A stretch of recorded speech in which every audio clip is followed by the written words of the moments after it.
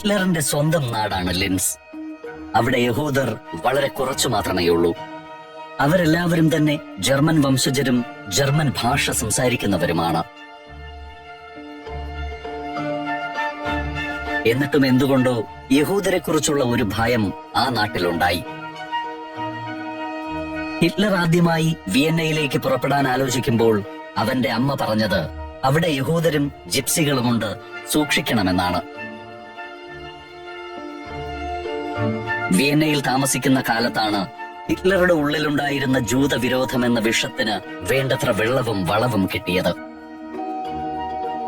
അക്കാലത്ത് വിയന്ന എന്ന സുന്ദരമായ നഗരത്തിന്റെ ഭരണം തന്നെ യഹൂദരോട് ശത്രുത പുലർത്തുന്ന ഒരു കൂട്ടം ആളുകളുടെ നിയന്ത്രണത്തിലായിരുന്നു.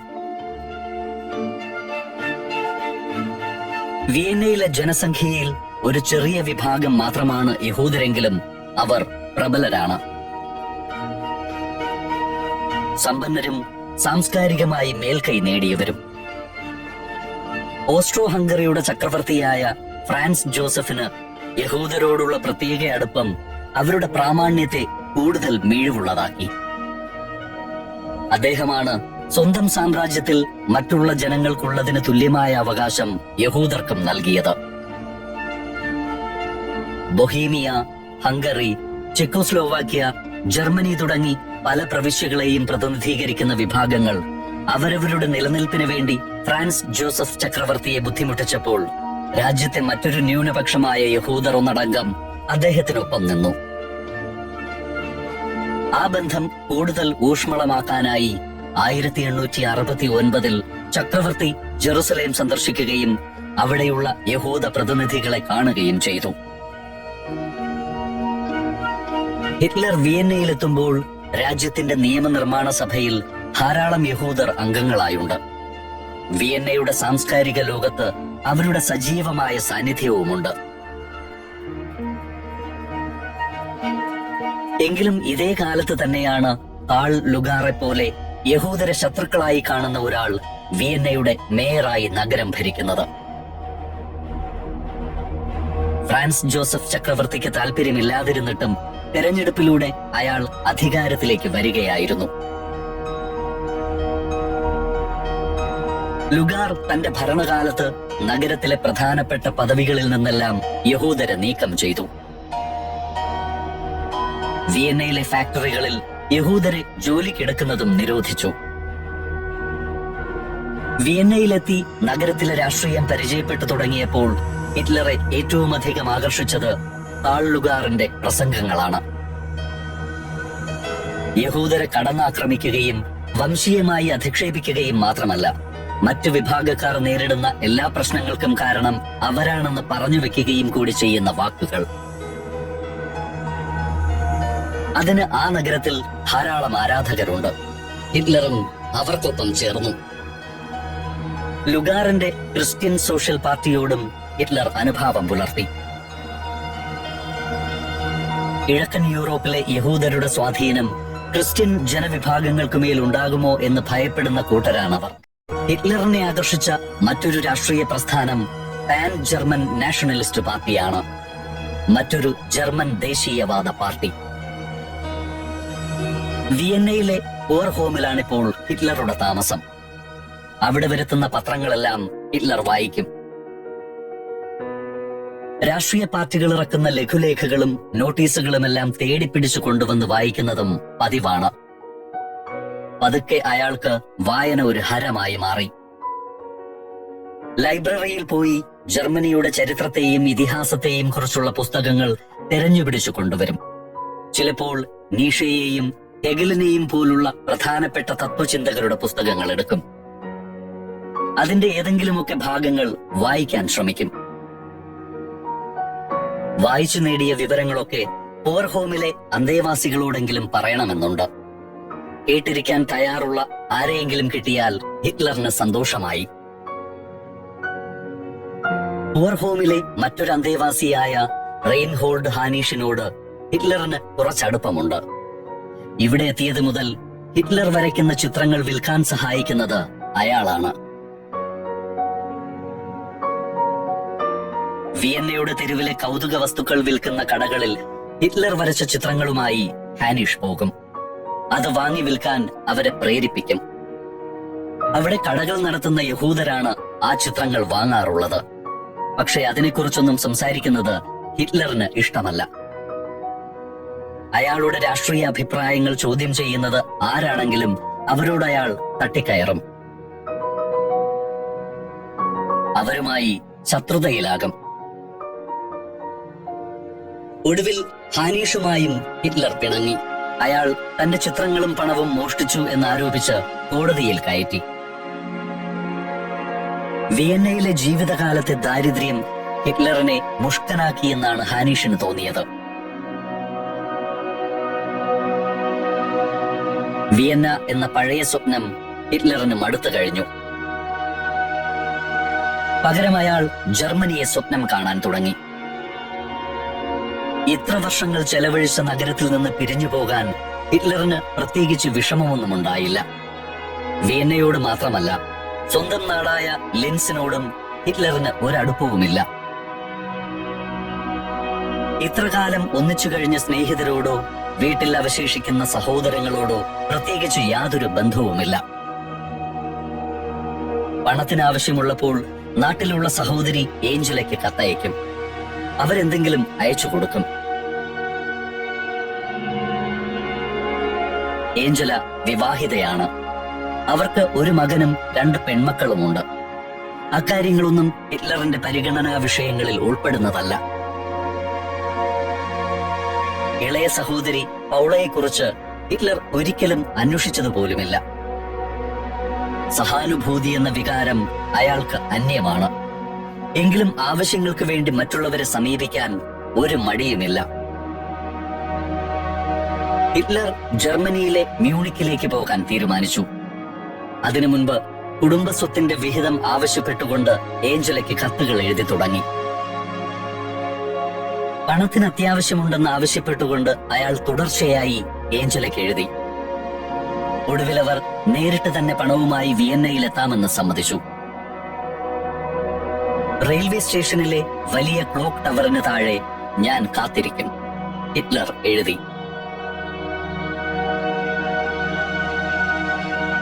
പറഞ്ഞതുപോലെ ഏഞ്ചല പണവുമായി വിയന്നയിലെ റെയിൽവേ സ്റ്റേഷന് മുന്നിൽ എത്തി. അവർക്കൊപ്പം മകൾ ഗലിയുമുണ്ട്. അവർ ഹിറ്റ്ലറെ കണ്ടിട്ട് വർഷങ്ങൾ കഴിഞ്ഞിരുന്നു. എവിടെയാണ് അയാൾ കാത്തു നിൽക്കുന്നത്? അവർ ചുറ്റും നോക്കി. പട്ടിണി കൊണ്ട് മെലിഞ്ഞുപോയ ആ യുവാവിനെ തിരിച്ചറിയാൻ അവർ കുറച്ച് ബുദ്ധിമുട്ടി.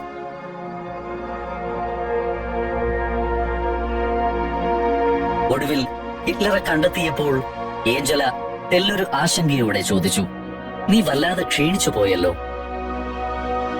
"ഓ, ഇത്തിരി കഷ്ടകാലം പിടിച്ച സമയമായിരുന്നു. ഞാൻ ആവശ്യപ്പെട്ടത് നിങ്ങൾ കൊണ്ടുവന്നിട്ടില്ലേ?"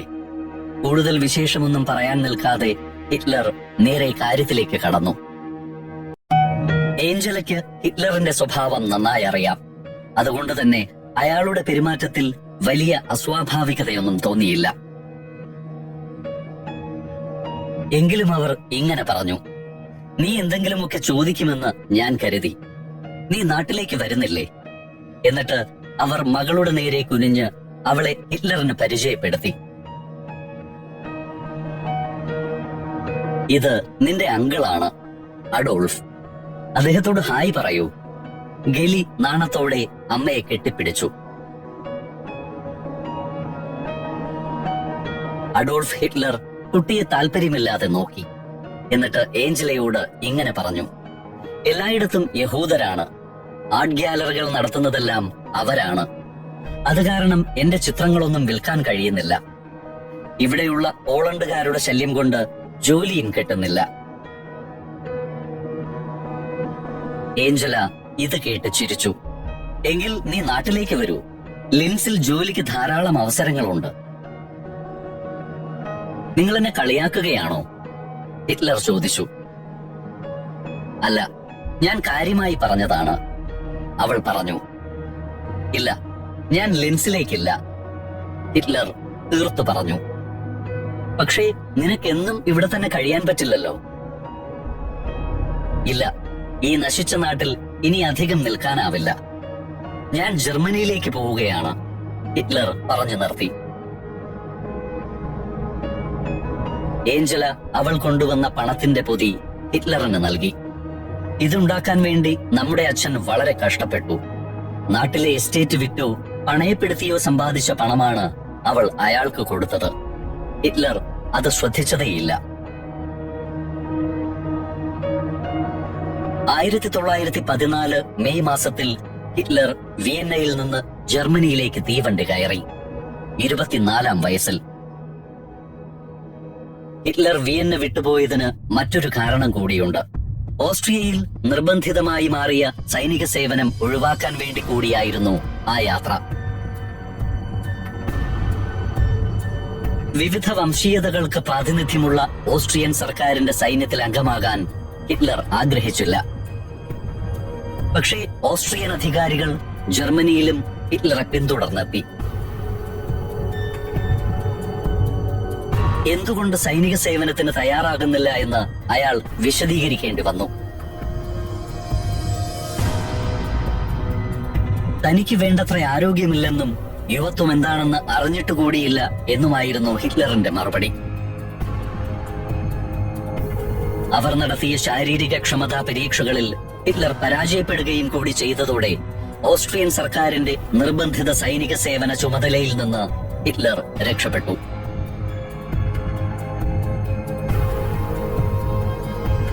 ജർമ്മനിയിലെ മ്യൂണിക്കിലാണ് ഹിറ്റ്ലർ പുതിയ താവളം ഉറപ്പിച്ചത്. അവിടെ താമസിക്കുമ്പോഴും ചിത്രം വരച്ചു വിൽക്കുന്ന പഴയ തൊഴിൽ അയാൾ തുടർന്നു. ചരിത്ര സ്മാരകങ്ങളുടെയും മറ്റും ചിത്രങ്ങൾ നോക്കി പകർത്തുന്നത് വിറ്റാൽ തുച്ഛമായ വരുമാനമുണ്ടാക്കാം. പക്ഷേ അതുകൊണ്ട് മാത്രം എങ്ങനെ ജീവിക്കാൻ കഴിയും? പരിചയപ്പെടുന്നവരെല്ലാം ഹിറ്റ്ലറിനോട് ചോദിക്കും. വിചിത്രമായ ഒരു മറുപടിയാണ് അയാൾക്ക് പറയാനുണ്ടായിരുന്നത്. വൈകാതെ യുദ്ധം തുടങ്ങും. അതുവരെ മാത്രം ഇത് തുടർന്നാൽ മതിയാവും.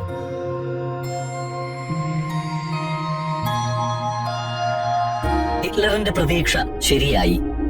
1914 ജൂൺ 28-ന് Austrian archduke Franz Ferdinand കൊല്ലപ്പെട്ടു.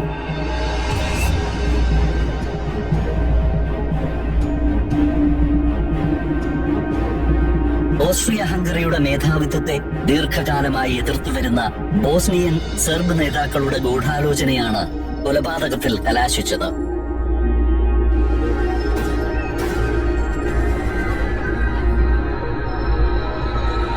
ഹിറ്റ്ലർ ആഗ്രഹിച്ചതുപോലെ വലിയ ഒരു യുദ്ധത്തിനുള്ള അന്തരീക്ഷം ഒരുങ്ങി.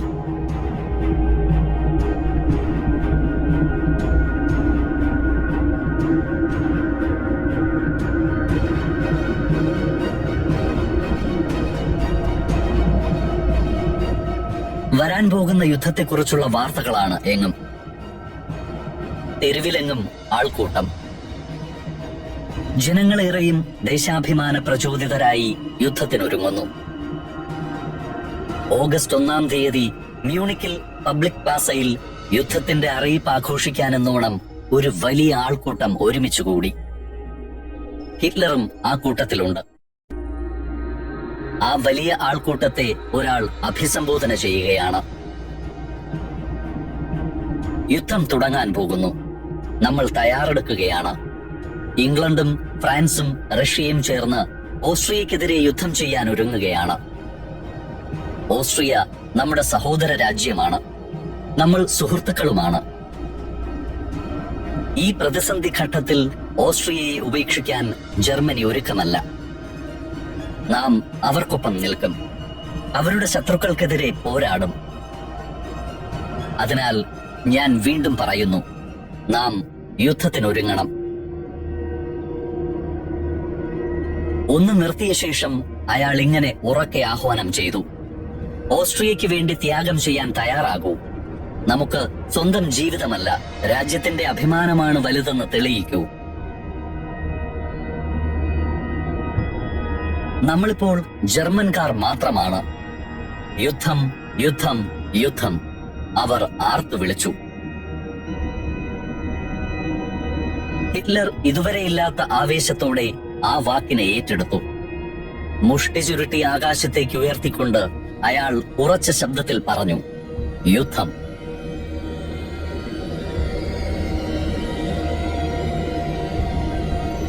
സന്നദ്ധതയുള്ള ആർക്കും ഇപ്പോൾ ജർമ്മൻ ആർമിയിൽ ചേരാം. കാത്തിരുന്ന അവസരം വന്നു ചേർന്നതുപോലെ ഹിറ്റ്ലർ 2 ദിവസത്തിനുള്ളിൽ ജർമ്മൻ സേനയുടെ ഭാഗമായി. ആർമിയുടെ ബവേറിയൻ റെജിമെന്റിലാണ് ഹിറ്റ്ലർ അംഗമായത്. 8 ആഴ്ച നീണ്ടുനിന്ന പരിശീലന കാലം. എല്ലാം വളരെ പെട്ടെന്നായിരുന്നു. ഹിറ്റ്ലർ ഓസ്ട്രിയൻ പൗരനാണെന്ന കാര്യം പോലും അവർ മനസ്സിലാക്കിയില്ല.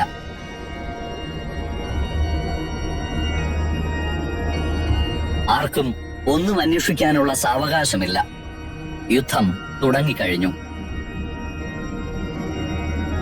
പരിശീലനം പൂർത്തിയാക്കിയ ശേഷം ഒക്ടോബർ മാസത്തിൽ ഹിറ്റ്ലർ ഉൾപ്പെടുന്ന ബറ്റാലിയൻ ബെൽജിയത്തിലേക്ക് പോയി. അത് യുദ്ധത്തിന്റെ ഒരു പ്രധാന മുഖമാണ്. ചെളി നിറഞ്ഞ ക്ഷുദ്രജീവികൾ അരിക്കുന്ന മുഷിഞ്ഞു നാറുന്ന ട്രഞ്ചുകളിൽ ഹിറ്റ്ലർ ഒരു പുതിയ ജീവിതം കണ്ടെത്തി. യുദ്ധം അതിതീവ്രമാണ്. ഇരുപക്ഷത്തിനും നല്ല സ്വാധീനമുള്ള മേഖല. ചെളി നിറഞ്ഞ വിജനമായ വെളിമ്പറമ്പുകളിലൂടെ സൈന്യം നടന്നു മുന്നേറുമ്പോൾ അപ്രതീക്ഷിതമായിട്ടായിരിക്കും പീരങ്കികൾ പൊട്ടുന്നത്. അല്ലെങ്കിൽ കുഴി ബോംബുകളുടെ സ്ഫോടനം. സൈനികർക്ക് ജീവൻ നഷ്ടപ്പെടുന്നത് പതിവാണ്. ഹിറ്റ്ലറുടെ റെജിമെന്റിലുള്ള എല്ലാ അംഗങ്ങളും യുവാക്കളാണ്. ചെറുപ്പത്തിന്റെ ആവേശവും രാജ്യസ്നേഹവുമാണ് അവരെ യുദ്ധത്തിലേക്ക് എടുത്തു ചാടാൻ പ്രേരിപ്പിച്ചത്. യുദ്ധം പെട്ടെന്ന് അവസാനിക്കും എന്നവർ കരുതി.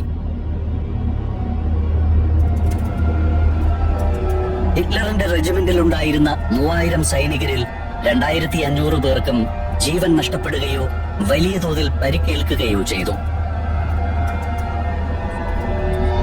അവരിൽ ഏറെ പേരും കൊല്ലപ്പെട്ടു.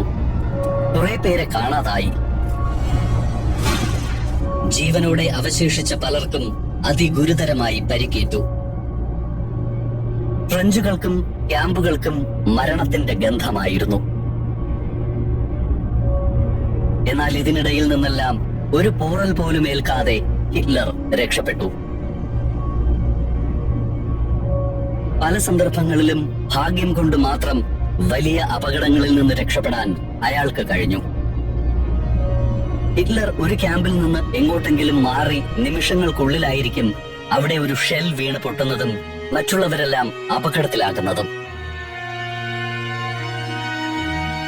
ജീവൻ രക്ഷപ്പെട്ടു എന്ന പേരിൽ മാത്രം അയാൾ പലപ്പോഴും ആദരിക്കപ്പെട്ടു.